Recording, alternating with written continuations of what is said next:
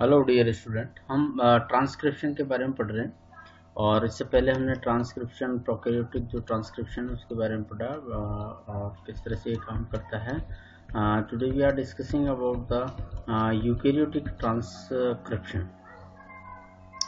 Eukaryotic transcription की जहाँ तक बात है तो इट इज़ मोर कॉम्प्लिकेटेड होता है इन केस ऑफ प्रोकैरियोटिक जो ट्रांसक्रिप्शन है उसकी कंपेयर में ज़्यादा कॉम्प्लिकेटेड होता है। और जहाँ पर प्रोकैरियोट्स में एक आरएनए पॉलीमरेज काम आता है, यहाँ पर 3 आरएनए पॉलीमरेज यहाँ पे काम आते हैं। इसके अलावा अपार्ट फ्रॉम आरएनए पॉलीमरेज बहुत सारे transcription factor also involve in the transcription process. And you also know that what is the transcription? Transcription is the formation of the RNA molecules using the DNA as a template molecules। ठीक है। और transcription initiation के लिए जैसा कि prokaryotes में होता है उसी तरह से इसमें भी प्रोमोटर होता है। इसके अलावा इसमें भी अपस्ट्रीम और डाउनस्ट्रीम दोनों रेगुलेटरी रीजन्स इसमें पाए जाते हैं। इसके अलावा डीएनए मॉलिक्यूल्स में कुछ एनहेंसर और साइलेंसर सीक्वेंस होती है जो ट्रांसक्रिप्शन होने वाला है उसको बढ़ाने और घटाने के काम करते हैं। तो यूकैरियोट्स में 3 प्रकार के आरएनए पॉलीमरेजेस पाए जाते हैं। उनमें कौन कौन से हैं? अलग अलग आरएनए पॉलीमरेजेस अलग अलग प्रकार के आरएनए का निर्माण करने के लिए रेस्पॉन्सिबल होते हैं। इसमें से RNA polymerase first, RNA polymerase second and RNA polymerase third. RNA polymerase is responsible for all type of the ribosomal RNA। इसमें से 20S जो सब यूनिट्स हैं, 18A सब यूनिट्स है और 58 सब यूनिट्स को ये ट्रांसक्राइब करता है। इसके अलावा जो RNA polymerase थर्ड है वो 5S राइबोसोमल RNA को ट्रांसक्राइब करता है या उसको फॉर्मेशन में करता है। इसके अलावा जो RNA polymerase सेकेंड है, it is responsible for formation of all type of the messenger RNA। और इसके अलावा कुछ संरूप जो RNAs होते हैं, स्मॉल मॉलिक्यूल्स ऑफ RNAs होते हैं, वो भी ये ट्रांसक्राइब करता है। इसके अलावा RNA polymerase all type of transfer RNA के फॉर्मेशन के लिए रेस्पॉन्सिबल होता है। इसी के साथ में एक स्मॉल सब units of 5S ribosomal RNA को भी ट्रांसक्राइब करने के लिए सेंसिटिविटी होता है। सेंसिटिव टू एमानिटीन एक मॉलिक्यूल केमिकल है, उसकी सेंसिटिविटी के आधार पर RNA पॉलीमरेज फर्स्ट इस पे कोई प्रभाव नहीं होता एमानिटीन का, और सेकंड पे बहुत ज़्यादा होता है और थर्ड में ये कम होता है। तो इससे हम आइडेंटिफाई कर सकते हैं प्रोकैरियोट्स और यूकैरियोट्स के RNA पॉलीमरेज में क्या क्या डिफरेंसेस हैं।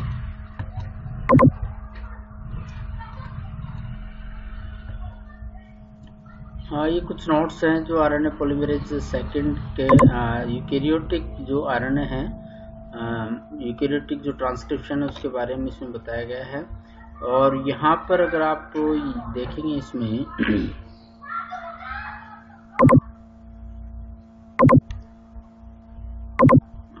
ये RNA पॉलीमरेज जो हैं, RNA पॉलीमरेज जैसा कि अभी थोड़ी देर पहले बताया कि RNA पॉलीमरेज फर्स्ट, सेकंड और थर्ड होते हैं यूकैरियोट्स में, जबकि प्रोकैरियोट में सिर्फ एक ही RNA पॉलीमरेज पाया जाता है। RNA पॉलीमरेज जो फर्स्ट है उसमें जो पाए जाने वाले जो प्रोमोटर जो सीक्वेंस हैं, इसको अगर आप ध्यान से देखेंगे तो यहाँ पर देखिएगा ये RNA पॉलीमरेज की सीक्वेंस है और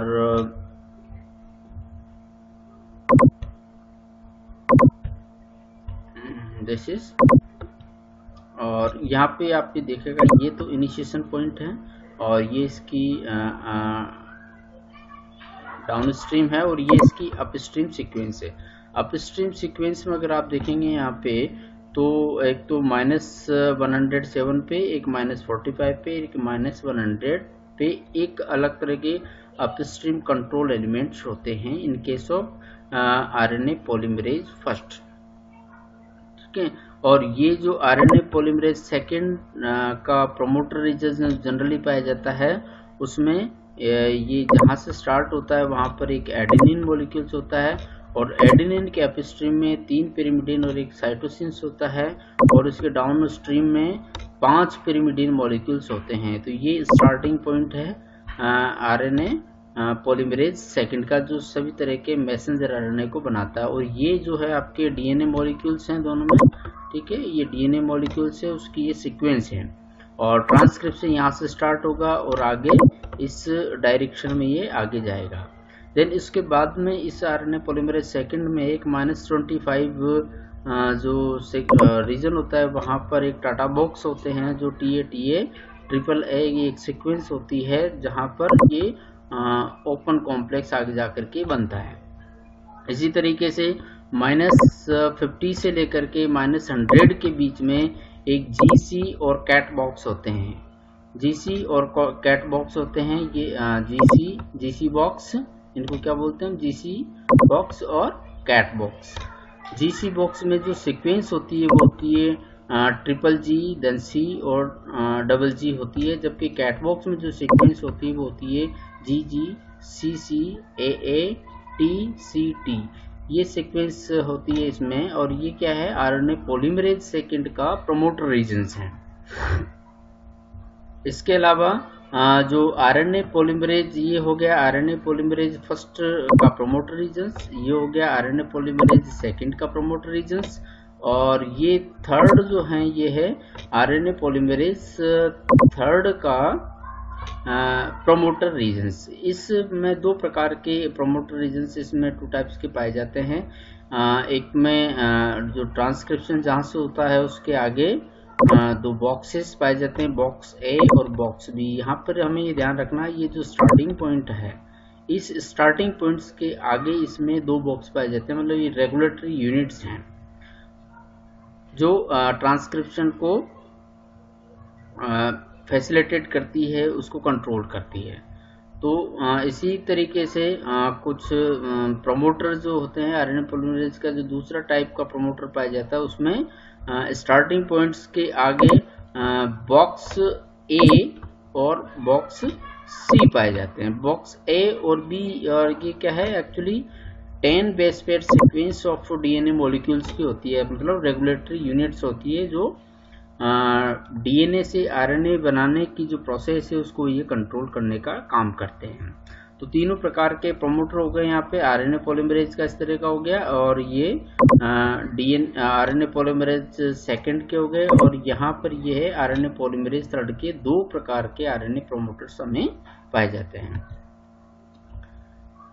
देन उसके बाद में जो इनिशिएशंस होता है ट्रांसक्रिप्शन का इन यूकेरियोट्स में, तो ट्रांसक्रिप्शन स्टार्ट होने से पहले उसमें कुछ ट्रांसक्रिप्शन फैक्टर बहुत ही इम्पोर्टेंट रोल अदा करते हैं। तो सबसे पहले जहाँ पर जिस डीएनए मॉलिक्यूल्स का जीन्स का ट्रांसक्रिप्शन होना, मतलब जिससे मैसेंजर आरएनए या किसी प्रकार का आरएनए बनना होता है, वहाँ पर सबसे पहले आकर के जुड़ता है ट्रांसक्रिप्शन फैक्टर सेकंड डी।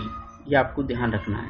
सबसे पहले टाटा बॉक्स जो रीजन्स हैं, जैसे अभी हमने देखा है यहाँ पर, ये जैसे टाटा बॉक्स है यहाँ पे, ये सेकंड पे यहाँ पे, तो ये टाटा बॉक्स पे आकर के ट्रांसक्रिप्शन फैक्टर सेकंड डी इसमें आकर के जुड़ता है, और इसको बोलते हैं Tata winding protein, Tata winding proteins के नाम से, TBP के नाम से जानते हैं। और ये टाटा बॉक्स को रिकॉग्नाइज करता है, उसके सीक्वेंस को, उसमें आकर के फिर इसमें जुड़ता है।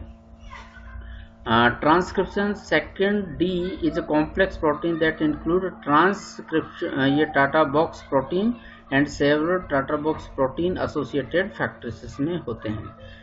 Tata transcription factor second D जुड़ने के बाद में इसमें आकर के जुड़ते हैं ट्रांसक्रिप्शन फैक्टर सेकंड ए और transcription factor B bind to transcription factor D. देखिएगा यहाँ पे ये आ गया, इसमें ट्रांसक्रिप्शन फैक्टर बी जुड़ गया और ये ट्रांसक्रिप्शन फैक्टर ए जुड़ गया। ट्रांसक्रिप्शन फैक्टर E, F और H also bound to RNA polymerase to form the closed complex। closed complex बनाने के बाद ये अभी ये क्या है इसका closed complex बन गया है। और इस closed complex में कौन कौन से ट्रांसक्रिप्शन फैक्टर हैं? Transcription factor second D, A, C, F है, E है और H है। तो ये ट्रांसक्रिप्शन फैक्टर इससे आकर के जुड़ते हैं और ये अब इसमें ये क्लोज्ड कॉम्प्लेक्स इसमें बन जाता है। आरएनए इसी के साथ में जो ट्रांसक्रिप्शन फैक्टर जो H है ये क्या करता है, hydrolyze ATP and phosphorylated region, और ये आरएनए पॉलीमरेज का एक पार्ट होता है जिसको हम CTD के नाम से जानते हैं, CID के नाम से जानते हैं, CTD के नाम से जानते हैं, कार्बोक्सिल टर्मिनल डोमेन के नाम से इसे जानते हैं। इसी के साथ में ये ट्रांसक्रिप्शन फैक्टर सेकंड जो H है ये हेलिकेज एंजाइम्स की तरह भी काम करता है। तो ये डीएनए मॉलिक्यूल्स के मध्य जो हाइड्रोजन बॉन्ड है उनको तोड़ने का काम करता है, और ये क्या करता है, दोनों जो स्ट्रैंड है डीएनए के उनके बीच में ये डबल बॉन्ड जो होते हैं, डबल या ट्रिपल बॉन्ड, उनको तोड़ देता है, जिससे ये क्लोज्ड कॉम्प्लेक्स की जगह अब यहाँ पर क्या बन जाएगा, इसमें ये ओपन कॉम्प्लेक्स बन जाता है। ठीक है, अब ये ओपन कॉम्प्लेक्स बन जाता है क्योंकि ओपन कॉम्प्लेक्स बनना बहुत ही जरूरी है। जब तक ओपन कॉम्प्लेक्स नहीं बनेगा तब तक ट्रांसक्रिप्शन आगे प्रोसीड नहीं होगा। जैसे ही ट्रांसक्रिप्शन ये ओपन कॉम्प्लेक्स बनता है तो उसमें transcription factor E, transcription factor H और ट्रांसक्रिप्शन सेकंड B ये यहाँ से रिलीज हो जाते हैं, और ये आरएनए पॉलीमरेज पूरा आगे जाकर के ये इस डायरेक्शन में काम करता है, और जैसे ये आगे बढ़ता है तो फिर उस डीएनए मॉलिक्यूल से आरएनए मॉलिक्यूल्स का निर्माण होना स्टार्ट हो जाता है। यहाँ पर जब हम इन विट्रो हम स्टडी करते हैं, इन विट्रो इन वाइवो दो चीज़ होती है। इन विट्रो मतलब हम जब कोई ग्लास में उसका एक्सपेरिमेंट करते हैं तो उसको हम इन विट्रो के नाम से जानते हैं। तो उसमें अगर हम लेबोरेटरी में स्टडी करते हैं तो ये पाया गया है कि ट्रांसक्रिप्शन फैक्टर B अगर हम उसमें डाल देते हैं, ट्रांसक्रिप्शन फैक्टर सेकंड A उसमें डाल देते हैं, ट्रांसक्रिप्शन फैक्टर D उसमें हम मिला देते हैं, transcription factor E, transcription factor F, RNA polymerase और डीएनए सीक्वेंस जिसमें टाटा बॉक्स हो, अगर इनको मिक्स कर देते हैं तो कुछ समय के बाद में हमें उस डीएनए सीक्वेंस जो हमने मिलाई है उसी के अनुरूप हमें आरएनए का फॉर्मेशन, आरएनए मॉलिक्यूल्स हमें मिल जाता है। तो कुल मिलाकर के हम ये कह सकते हैं कि ये ट्रांसक्रिप्शन फैक्टर बिल्कुल ही बेसिक है, नेसेसरी है। इनके बिना ट्रांसक्रिप्शन प्रोसेस स्टार्ट नहीं होता है। लेकिन जब लिविंग सेल्स की बात करते हैं तो उसमें और बहुत सारे कई रेगुलेटरी ट्रांसक्रिप्शन कंपोनेंट भी होते हैं जो आगे जाकर के ट्रांसक्रिप्शन फैक्टर को रेगुलेट करते हैं।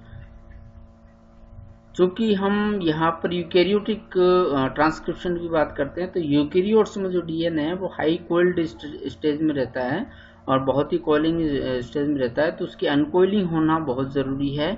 और उसके लिए जो न्यूक्लियोसोम जो मॉडल है उसका डिस्ट्रीब्यूट होना, न्यूक्लियोसोम स्ट्रक्चर है उसका बिल्कुल टूटना जरूरी है ताकि इसमें क्लोज्ड कॉम्प्लेक्स से ओपन कॉम्प्लेक्स बन सके और उसमें आरएनए पॉलीमरेज काम कर सके। जब आरएनए बन जाता है, ये सीक्वेंस है, जैसे इस चीज़ को हम पहले आगे डिटेल में डिस्कस कर चुके हैं। Now we are discussing about the post transcriptional modification. ये बहुत ही इम्पोर्टेंट होता है in case of eukaryotes. Eukaryotes में जैसा कि हमने देखा था कि जीन्स हैं, जीन्स में एक्सोन्स होते हैं, इंट्रोन्स होते हैं। इसके अलावा जो यूकेरियोट्स में क्या होता है कि जो डीएनए से आरएनए का फॉर्मेशन है वो तो न्यूक्लियस में होता है, और उसके बाद में जो आरएनए से प्रोटीन का फॉर्मेशन है वो साइटोप्लाज्म में होता है। तो वहाँ से उसको डिस्टेंस कवर्ड करनी होती है, तो उस दौरान उसको बहुत सारे एंजाइम्स उसके संपर्क में आते हैं, तो उनसे वो डिग्रेड नहीं हो उसके लिए उसमें बहुत सारी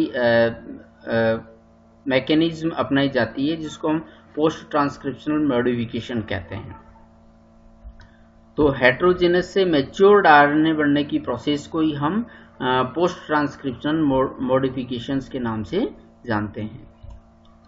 इसमें जो मेजर जो होती है पोस्ट ट्रांसक्रिप्शन मॉडिफिकेशन, उसमें एक तो है स्प्लाइसिंग, दूसरा एडिशन ऑफ 5 days गैप, तीसरी है पॉलीएडिनेशन और एक होता है आरएनए एडिटिंग। स्प्लाइसिंग क्या है? स्प्लाइसिंग जैसा कि आपको पता है, अभी जीन्स का हमने पढ़ा था, जीन्स में तो हमने 2 रीजन्स उसमें हम डिस्क्राइब किए थे, कोडिंग और नॉन कोडिंग, या एक्सोन और इंट्रोन जो पार्ट्स होते हैं डीएनए के, वो जो कि जब डीएनए पे आरएनए मॉलिक्यूल, आरएनए पॉलीमरेज उसकी डीएनए से आरएनए का फॉर्मेशन करता है आरएनए पॉलीमरेज, तो जितने भी न्यूक्लियोटाइड्स होते हैं उसी के कोरेस्पॉन्ड वो आरएनए मॉलिक्यूल्स बनाता है। क्योंकि अब उसमें एक्सॉन्स भी है बीच में और इंट्रॉन्स भी है, तो हमको इंट्रॉन्स को, क्योंकि वो नॉन कोडिंग सीक्वेंस है, कोई काम के नहीं है एक तरह से हम कह सकते हैं, तो उनको हमें हटाना है। तो हटाने के लिए क्या होगा, उनको दोनों इंट्रॉन्स को दोनों पार्ट से हमें उसको तोड़ना पड़ता है, और तोड़ने के बाद में वापस उसको जोड़ना पड़ेगा। तो इसको बोलते हैं स्प्लाइसिंग, मतलब तोड़ना, जो काम का जो यूजफुल नहीं है उसको हम तोड़ देते हैं, और जो यूजफुल है उसको आगे बाइंड कर देते हैं। ये है जैसे ये इसमें एक ये एक्सॉन्स हैं, और इसमें ये इंट्रॉन्स हैं, और देन इसके बाद में ये अनदर एक्सॉन्स हैं। अब इनको हमें क्या करना है, जोड़ना है। तो बीच का जो इंट्रॉन्स पार्ट है उसको हमें तोड़ना होता है। तो ये एक्चुअली ये बहुत कॉम्प्लिकेटेड प्रक्रिया है। तो इसमें क्या करते हैं, ये पूरे मॉलिक्यूल्स है, इसमें आकर के एटी डिपेंडेंट मीडिएटेड अनबाइंडिंग होता है, और इसमें कुछ एंजाइम्स वगैरह इसमें इन्वॉल्व होते हैं। और ये क्या करते हैं, इस लास्ट में हमको ये समझना है कि ये जो इंट्रॉन्स का पार्ट है उसको ये तोड़ करके उसको जोड़ देंगे। ये यहाँ पे ये देखिएगा, ये इसमें क्या हुआ, ये स्टार्टिंग पॉइंट है, लास्ट ये स्टार्टिंग था, और ये इसका लास्ट का पार्ट है। तो इसमें ये इंट्रॉन्स यहाँ पे अलग कर दिया गया है, तोड़ करके इंट्रॉन्स रिलीज हो गया, और एक्सॉन आपस में जुड़ जाते हैं। तो इसको बोलते हैं हम स्प्लाइसिंग। 5 days कैपिंग ये बहुत ही कॉमन और एक तरह से रूल है इन केस ऑफ यूकैरियोटिक जो मैसेंजर आरएनए जो बनता है। मैसेंजर आरएनए में 5 days कैपिंग होती है। 7 मेथाइल ग्वानोसिन 5 days जो एंड है उस पर आकर के जोड़ती है, और ये बहुत ही इंपॉर्टेंट रोल होती है ताकि मैसेंजर आरएनए आगे जाके डिग्रेड नहीं हो इसमें। तो ये सभी मैसेंजर आरएनए में जुड़ती है। देन उसके बाद में मैसेंजर आरएनए में ही 3 days एंड पर क्या होती है, पॉली एडिनेशन होता है। मतलब एडेनिन की जो टेल है वो जोड़ी जाती है, करीब 40 से 200 एडेनिन रेजिड्यूज उसमें जोड़े जाते हैं। ये एडिनेशन आगे जाकर बहुत इंपॉर्टेंट रोल अदा करता है मैसेंजर आरएनए की स्टेबिलिटी के लिए, मैसेंजर आरएनए की सर्वाइबिलिटी के लिए, और मैसेंजर आरएनए के काम करने के लिए। तो ये पॉलीएडिनेशन और 5 days capping is necessary for messenger RNA to keep it alive. Thank you. This is about eukaryotic transcription. इससे पहले हमने prokaryotic transcription पढ़ा. I think you have understand about transcription process in prokaryotic as well as in eukaryotes.